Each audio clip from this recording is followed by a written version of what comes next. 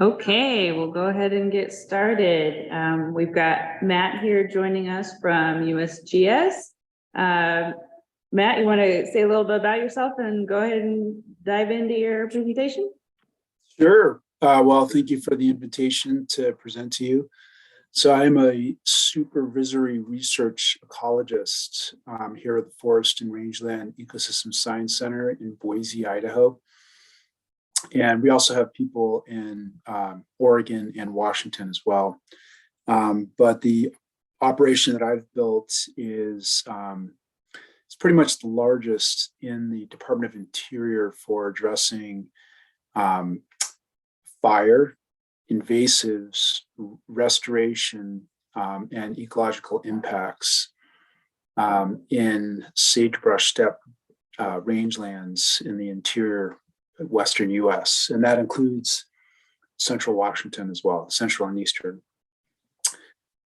So I have about 24 people that work with me, ranging from people with PhDs who lead large projects and operate like assistant professors, and then lots of master's level specialists and our undergraduate technicians who are the real machine underlying our field-based approach to dealing with these problems. So yeah, we're in the age of it's a UN decade for restoration, and that was motivated by recognition globally that so many of our ecosystems are impacted by disturbances and are recovering in ways that are undesirable for humans, for our value set. And our value set may be driven by wildlife habitat, nativeness, or we may have practical concerns about the ability of our ecosystems to be stable and operate in normal ways, like keeping soil in place, regulating water flow, having healthy nutrient cycles and carbon sequestration, and being stable and not prone to things like excessive unnatural fire levels. And so globally, there's a huge interest in dealing with figuring out how can we restore these landscapes. And one of the big challenges that we're seeing in more and more places around the world is that invasive plants are contributing to the disturbances which are motivating restoration, but they also complicate restoration itself. And that is definitely true in places like central and eastern Washington, and increasingly even in our wetter, cooler areas as the invaders move in. You can see that actually in this standard satellite image of the western US. I mean, everything that's green is forest, and everything that's brownish or gray or greenish gray is our semi-arid inland areas. And Washington is almost half of that dry type of environment. And then even the green forests have a lot of meadows or mosaics of these vulnerable semi-arid areas in them. And even more area in Oregon and Idaho. And then of course, as you move south and west, you get even more of these semi-arid settings. And so my presentation is actually going to draw on all of these types of environments, geographically speaking. And just know that even if I'm talking about areas down here, it's still very relevant to what's happening up in here and in these dry meadows in your forests. So I want to start by taking a high level view of the problem, because I know that there's people that are interested in riparian areas or forests or whatnot. And my focus is going to be a little bit more on the semi-arid areas where our bigger problems tend to lie. And for many of you, even if you're dealing with riparian areas, the water flows through these semi-arid watersheds to you. And so what's happening in the upper watershed can really affect the riparian area. So anyways, here's a photo of an idealized sagebrush steppe landscape. I mean, this could be what much of the Yakima area looked like. Some of it still looks like this. And as you know, there was lots of area in Washington that was in this kind of condition not too many decades ago. So what's nice about this is that you have semi-evergreen shrubs, which provide productivity year-round, important mule deer habitat, the sole source of winter forage for greater sage grouse.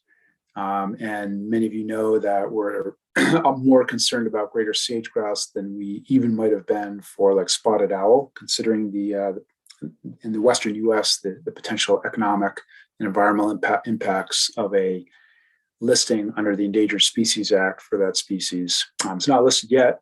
We're doing everything we can to keep it from being listed. Intermix between the semi-evergreen sagebrush, with, the species is very foundational to the ecosystem. It sculpts a lot of the diversity around it. Here you can see in between it, you got perennial bunch grasses, bare soils that might be covered with biological soil crusts, lichens and mosses, which have important functions for soil stability and for all those ecosystem services I talked about before, like regulating nutrient and water cycles. So this is the starting point, and this is a good picture of an ending point. Lots of areas of central Washington, as you know, look like this. This photo happens to be from the Ruby Mountains in Nevada, and it's covered with exotic annual grasses on the left. And then on the right over here, you've got an area inside this fence where there's probably less grazing, and it looks like somebody has seeded naturalized, non-native perennial bunch grasses as what we might consider to be a desperate attempt to restore the area from its degraded exotic annual condition. So the problem with these exotic annuals is the ecosystem services are severely weakened, super unstable ecosystem, highly variable cover or productivity from year to year, depending on the weather, because cheatgrass and other exotic annuals like Medusa head, ventinata, etc., are so tightly linked to annual weather. And in these semi-arid environments, rainfall, for example, is incredibly variable from one spring to the next. And because of this, we have concerns with erosion. The excessive wildfire is a huge problem. And of course, loss of wildlife habitat. And the most recent research out of my lab is now showing huge losses in carbon sequestration, which feeds back to affect the ability of rainwater to infiltrate the soils in these deserts, and moreover, the ability of the soil to retain that rainwater for late season use by these long, slow-growing evergreen perennials. So here's the problem. So here you have a natural, native, intact sagebrush steppe. You have some bare soils. These are entry points for cheatgrass and other exotic annuals. Those exotic annuals increase the fine textured fuels that increase ignitability and the likelihood of fire spreading from one area to the next. After a wildfire in an intact landscape, you end up with a patchy mosaic like this, where you have these dark hotspots of nutrient-rich soil underneath where the shrubs once were. And in a native condition, you get lots of nice restoration, natural recovery under these hotspots. Usually perennial bunch grasses will either establish or even better, resprout quickly and stabilize the site. But if you have exotic annual grasses in the system, they tend to be very competitive after fire. So maybe they've initially established in the interspaces, cause the fire, and then after the fire, they explode, outcompete the perennial grasses, and create a homogeneous, low diversity spread like this that is prone to reburning. And all of this is really important to understand if we're going to start talking about restoration. That's why I'm bothering to go through all this. And restore, there's a lot of plant soil feedbacks occurring between cheatgrass and in the soils and the environment, more than just cheatgrass fueling recurrent wildfires that are way beyond the adaptive capacity of the perennials.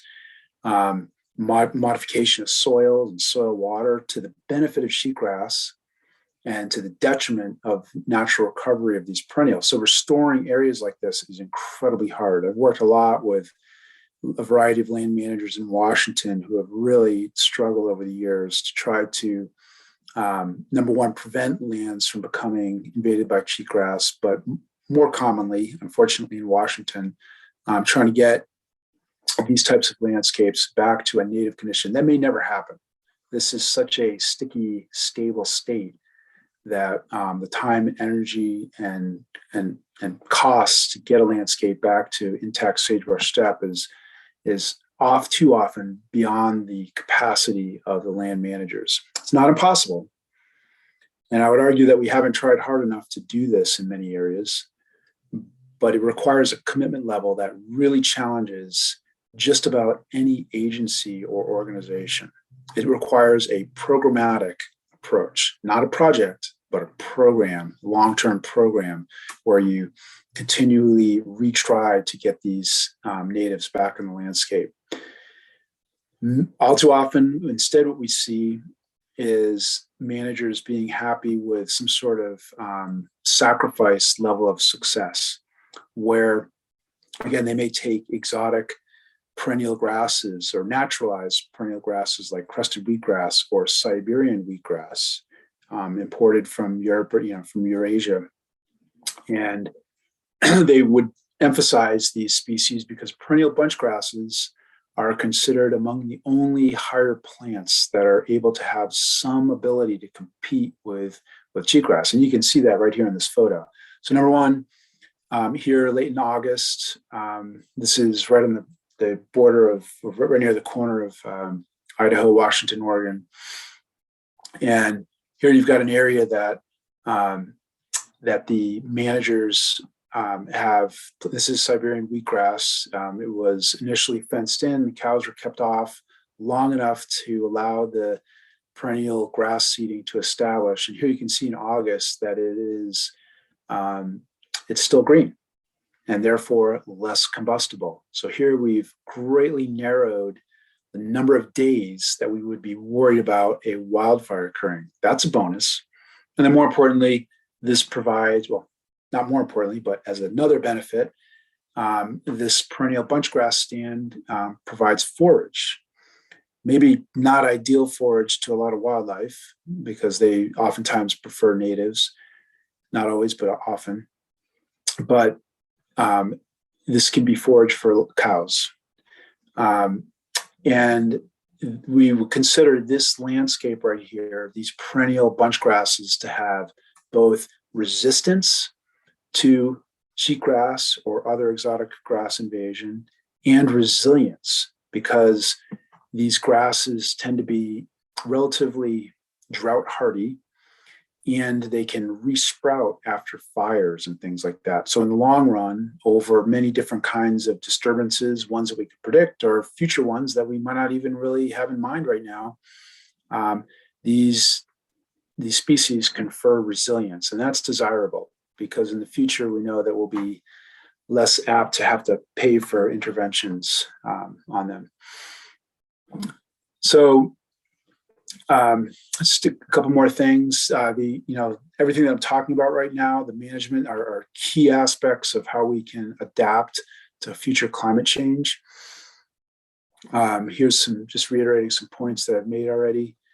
And so I'm just taking a step back here to reemphasize that, the problem of restoration really at its core is an issue of dealing with desertification and addressing exotic annual grasses.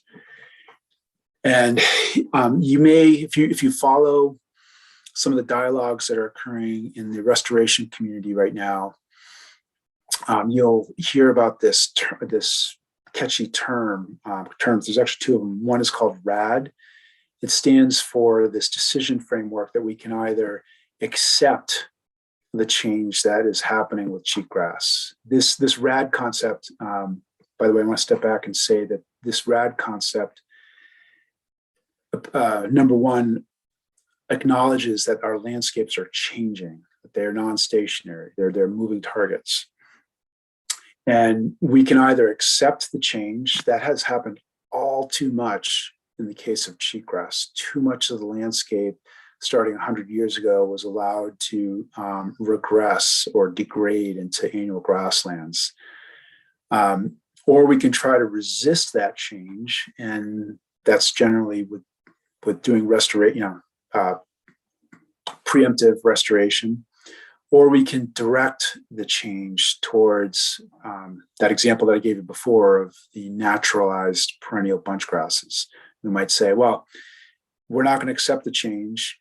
We don't think we can resist it, but perhaps we can redirect the vegetation shifts towards a condition that we can tolerate in some way.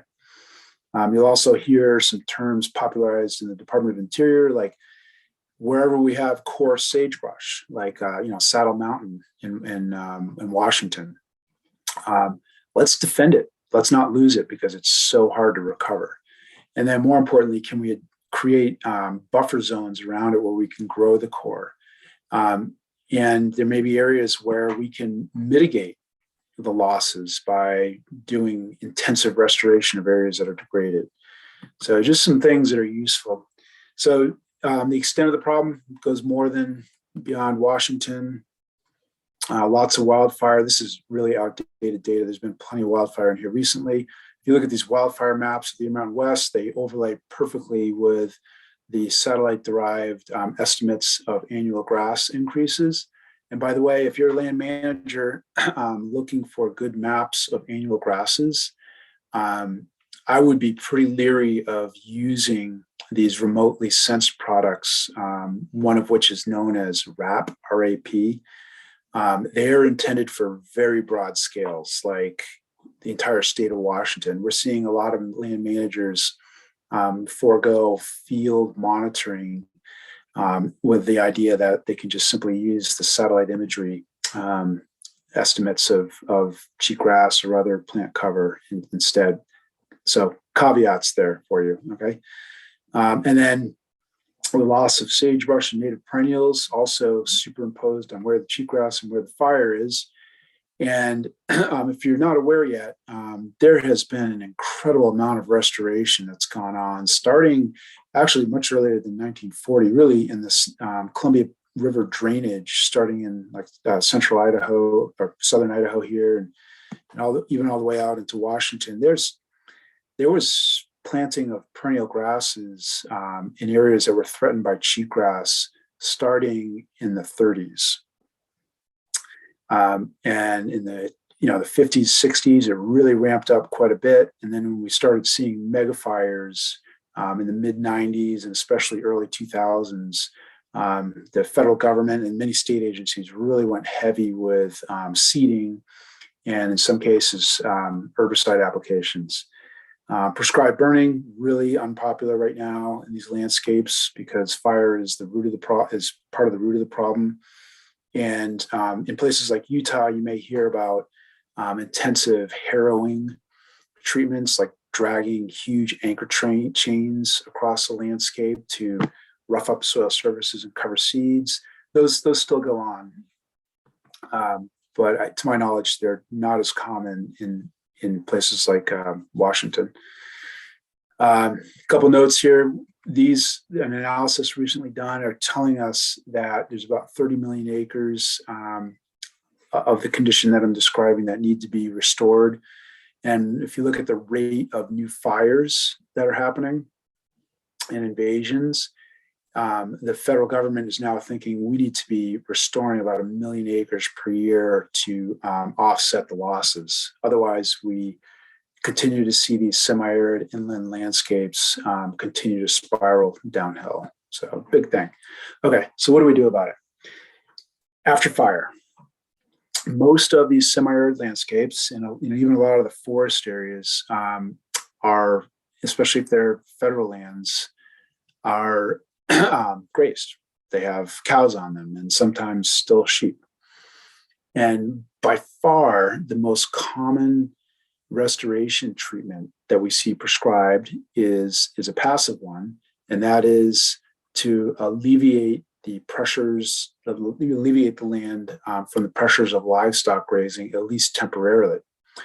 Now, unfortunately, there's very poor or little guidance, science-based guidance available to help managers know how long to keep the cows off to allow perennial or vegetation the ability to recover to the point where that vegetation is mature enough to withstand grazing pressures without dying off.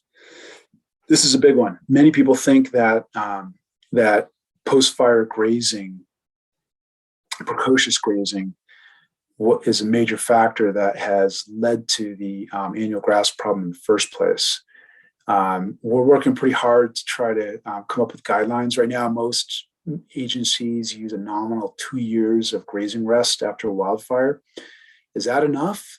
Well, sometimes it's probably more than is needed, but in other cases, it's probably far too short a rest period to allow good recovery and ensure that the perennial stand is healthy in the long run. So this is a really challenging issue. Look for more guidance coming in future years from new science projects. Most people, when they think of restoration in this context, are thinking about seeding. I'm going to talk most about that here, but also seed bed preparation. Oftentimes using herbicides to knock back those exotic invaders. In the forests, the herbicides might be targeting tap-rooted perennial forbs, typically that originate from Asia or Eurasia. Thinking spotted knapweed, leafy spurge, white top, lots of thistle species. But for annual grasses, the herbicides tend to be broadcast applied. These are herbicides that must get into the soil, and pre-emergent herbicides, most commonly, for example, imazapic. But a new player in the market is Ridgeruva. The scientific name of that chemical is indaziflom. Those herbicides tend to focus their action on in the pre-emergent phase. So in other words, they block either germination or the successful establishment of newly germinated plants. So the idea is that if you can knock out your annuals, you will release whatever perennials you have from competitive pressure, and those perennials will increase and then in the long run, hopefully provide resistance against reinvasion. That's the theory. In practice, it doesn't always pan out in this idealized fashion. So how successful have these been? And overall, a few studies out there show us that seeding especially is really spotty. The success, of flying sagebrush seeds, for example, or grass seeds, aerial distribution of seeds is spotty at best.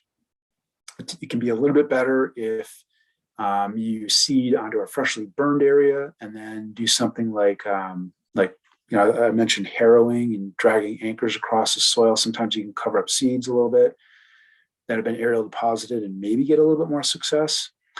In areas where you really need to have recovery because, for example, maybe the perennial herbs have been depleted by grazing. And then you have a fire and there's cheatgrass pressure. In that case, if you can get equipment in, then drill seeding is ideal. And in the last decade or so, there's been a lot of innovations in drill seeding technology. Here, for example, is a no-till drill where the seeds are dribbled in and then lightly compacted into soils. This works on soft soils that aren't too rocky. Traditional rangeland drills disc the soils much deeper and cause deep furrows, and then the seeds are dropped into those. So, traditional rangeland drill has a lot more impact to soils. Now, one thing that I haven't mentioned so far that is very relevant to a lot of Washington is soil stability. We need these perennials to provide soil stability in the long run. But in the short term, there's some risks associated with all of these treatments. If you broadcast spray herbicide onto freshly burned, unvegetated soils, and then you have a post-fire wind erosion event, you can be pretty sure that that herbicide will move off-site, it will drift off-site, and those herbicides will be carried into areas that are very much non-target. And in Idaho, about 20 years ago, we've had areas of herbicides blown off of freshly burned rangelands that landed on agricultural fields and led to some of the biggest lawsuits that the BLM has ever faced. Sometimes these treatments can disturb soils in ways that might make them more prone to wind erosion.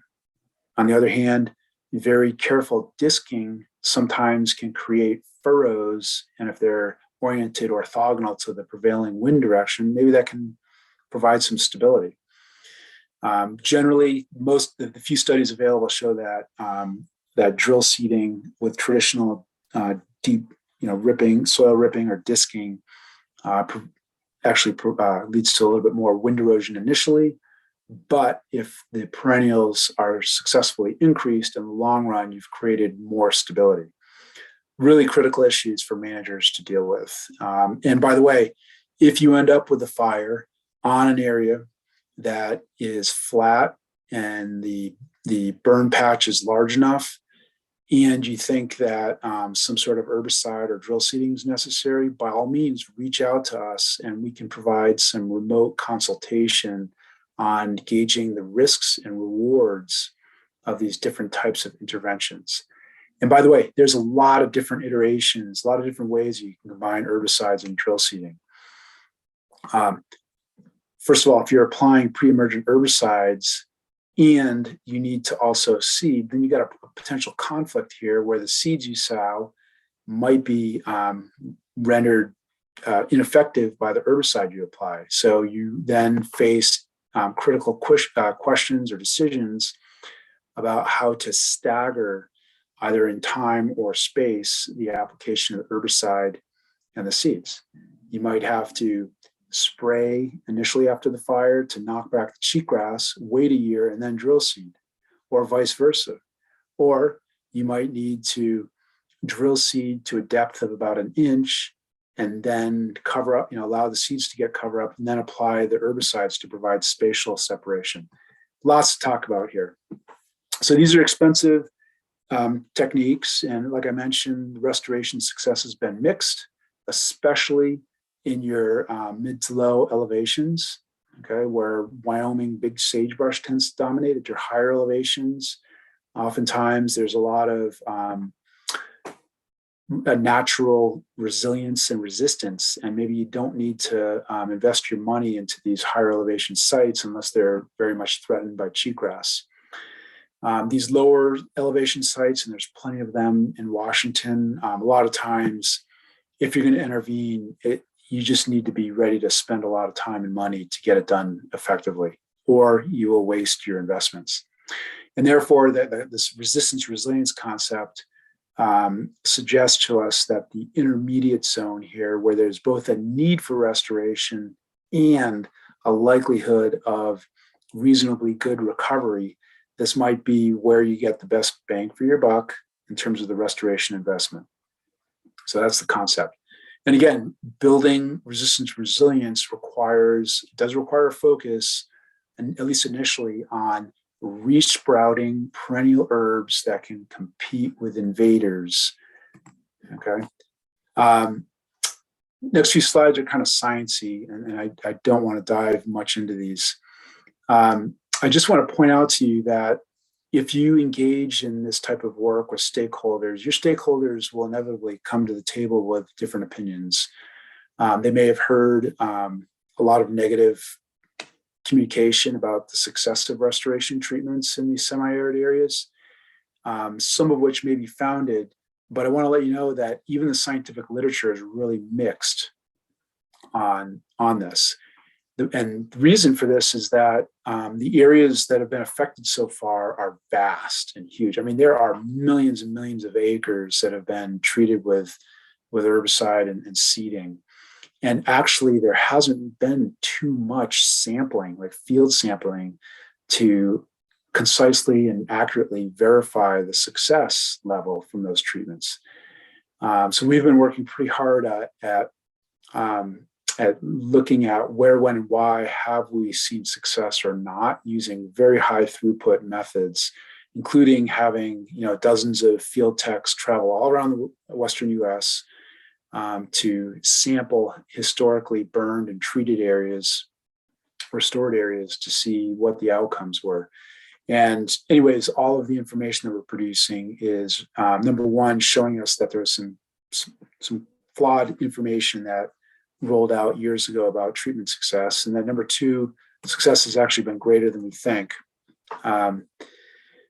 So part of this is that the past may not be a very good predictor of the future when it comes to restoration. So the business model for restoration is changing pretty quickly in the Department of Interior, from my perspective, as well as many of our state and county institutions and agencies. So it wasn't too long ago, for example, that the feds and even many states would treat fires like this. After a fire happened, a manager might have, like in the case of the feds, 21 days to inventory the burned area, even if it was 1 million acres, and come up with a proposal for how to treat it.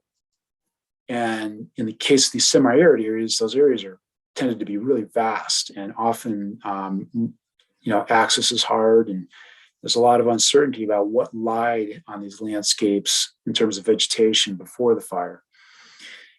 So huge problems there. And then if the project was selected for funding, then the managers typically just had like a year or two to get their treatments in place. And then maybe they were required to monitor, which oftentimes could just be drive-by looks, up to the third year. And then the book was closed. It was a one and done project. And this happened for many, many hundreds of post-fire restoration projects. And obviously, that's not a recipe for success if you think about the fact that we're effectively trying to farm a desert environment here. Water limited, highly variable precipitation from year to year. You'd be much better off if you took a programmatic approach and hedged your bets against the vagaries of weather, and maybe applied your seedings over multiple years, increasing your chances of catching a good wet spring, and then also being ready and able to apply follow-on treatments, such as additional herbicide applications where needed, to touch up the treatment and to foster that treatment to success. And then more importantly, to stay with that original vision for restoration in the long run. Oftentimes, after a wildfire, restoration teams will come in, do their business, and then after a few years, they'll hand the management of the burned area back over to routine operations. So like in the Bureau of Land Management, that might be a rangeland program or a fuels management program or wildlife. And oftentimes the original restoration vision, like what were we trying to get that landscape to, is lost.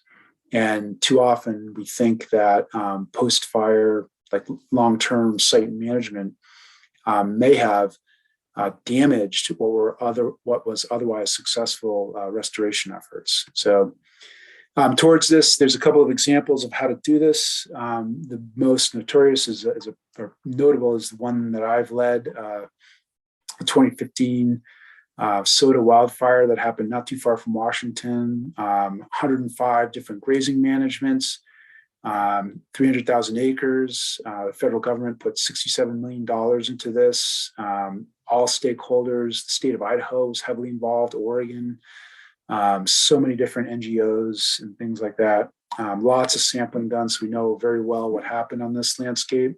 Many different types of management interventions, different sequences of of spray, then seed, or seed, then spray, or let it go fallow the first year, let whatever plants come up stabilize the site, protect against wind erosion, and then start your treatment sequence in the second and third year.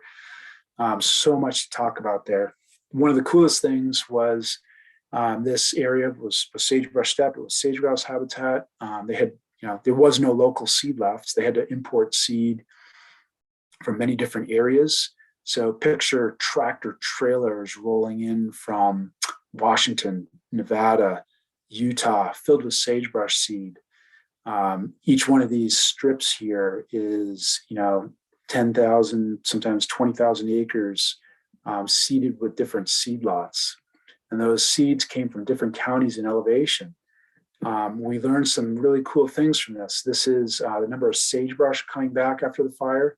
And what you can see is that seeds from drier or warmer areas tended to produce more sagebrush after the fire. So an example of what we call assisted migration. So you hear this mantra, successful restoration requires the right seed, so seed selection, and then putting that seed in at the right time. Usually this is thinking about timing after disturbance and weather, and the right place. So these aren't farm fields. They are natural wildlands, and they're heterogeneous. And there are hotspots on those landscapes where you're likely to see more or less restoration. And you need to think about that in your planning if you want to be successful. What's missing from this phrase is with the right seedbed preparation, such as using herbicides, with the right process, getting in the best possible interagency team to address the thing. And the right process also is the right funding mechanisms. All too often, almost every project we've dealt with, hundreds so far, have faced major fiscal problems.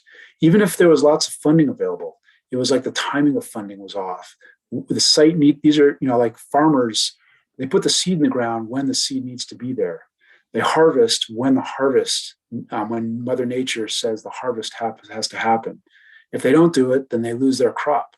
Well, it's the same thing in restoration, but all too often we see that there are fiscal or agency complications, rules about this. And so what we see is that successful restoration programs often involve creative banking mechanisms where funds are shared around or obligated to partners, and providing mechanisms that allow progressive release of the funds to get the job done well. Okay, so that is all part of the skill set for successful restoration. So a little bit more on tools here. I'll just finish off with a few practical things here. So the right seed. So it hasn't been until recently in semi-arid environments that we had seed zone guidance, like climate-based zonations for which seeds could go where.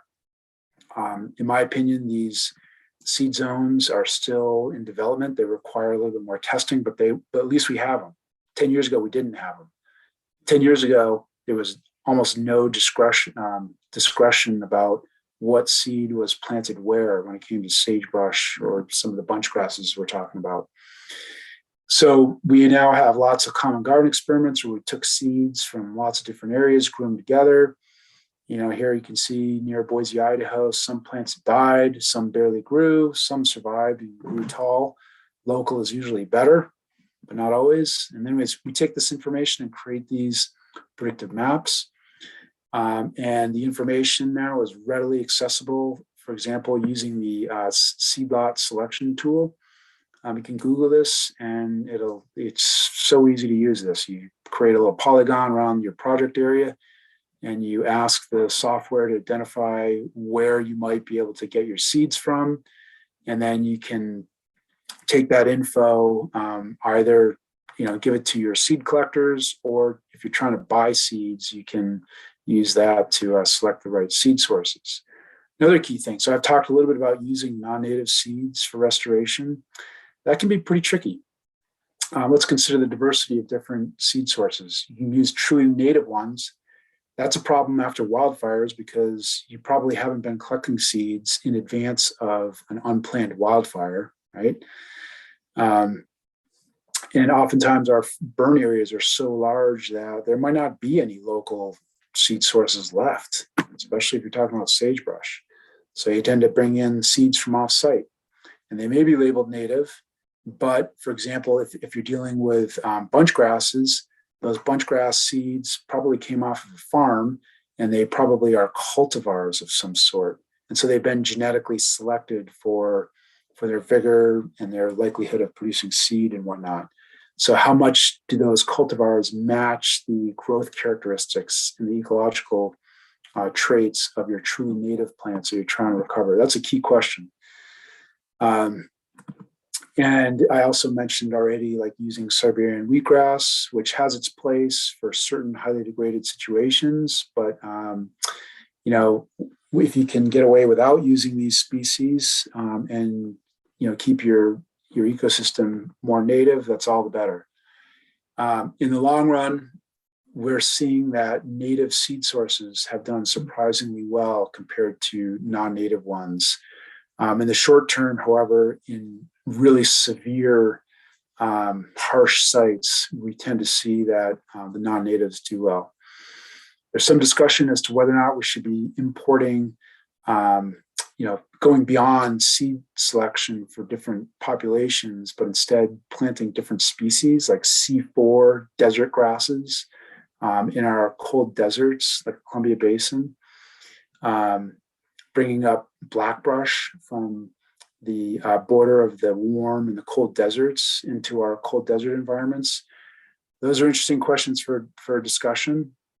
At this point, if people are able to create little gardens where they just test out these ideas to see what happens, that might be useful for informing restoration in a warming environment.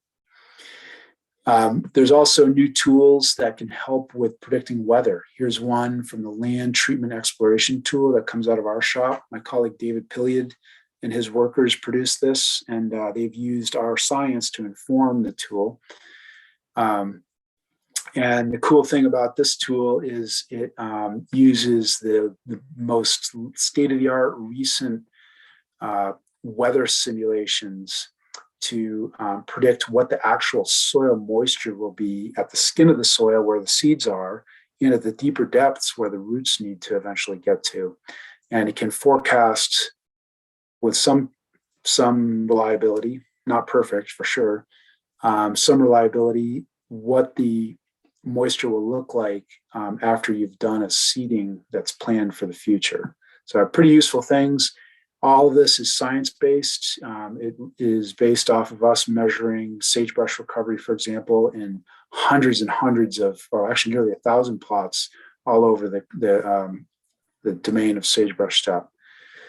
All right, so let me wrap up. I'm out of time. So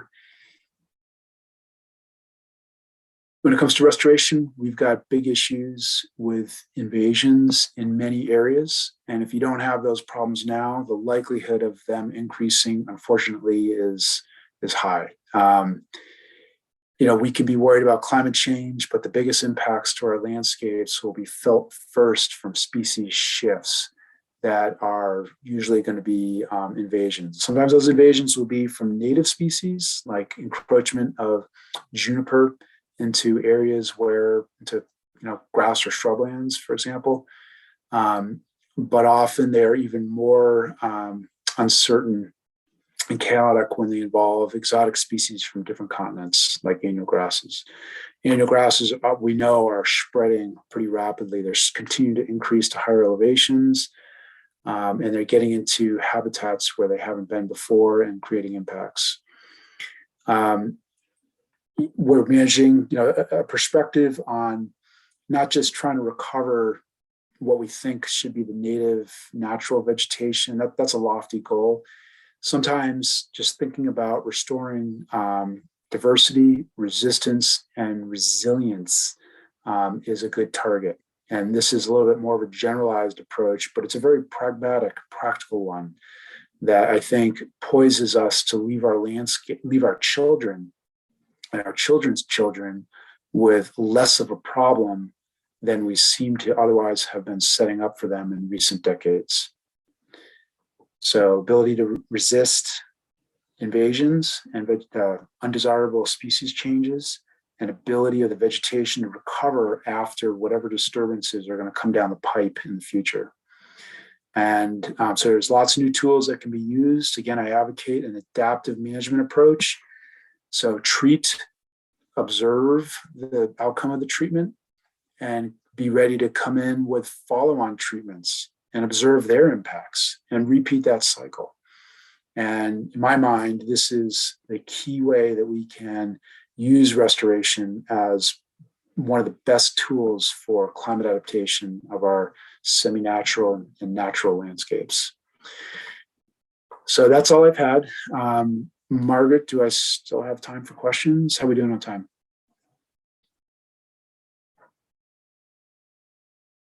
You're on mute. Yeah, we have a couple minutes for questions if anyone has anything. Well, I do have a kind of a question. You touched on that the funding can be an issue for recovery, which is something I think all of us are pretty familiar with, issues of funding and continued funding. So are you a good resource to ask about, if we want to build some partnerships for this type of recovery work? Yes, sure. I do consultations with people in different kinds of agencies all over the Western US. And yes, I would be happy to help to the best I can. I'm not a source of funding myself. My program is almost entirely funded by grants and whatnot. But because of that, I'm very familiar with the types of resources that are available. And right now, I mean, as we speak, there has never been as much funding available for restoration as there is right now. We're in prime time. In 5 years from now, I'll be shocked if the amount of funding that's available now is there. It's because of the Bureau Infrastructure Law, the Inflation Reduction Act, and matching programs to go along with it. Plus, a lot of our, the stock market has been banged up a little bit, but the endowments are still pretty strong. So there's still a lot of private money out there. In Washington, by the way, I think because of Seattle and some of the big tech sourced funds, there's a bunch of different private foundations in Washington that have been good sources of funding for many of our partners all around the Western US, actually. So. All right. Any questions? All right, I'm not seeing any here. Thank you so much, Matt. You're welcome.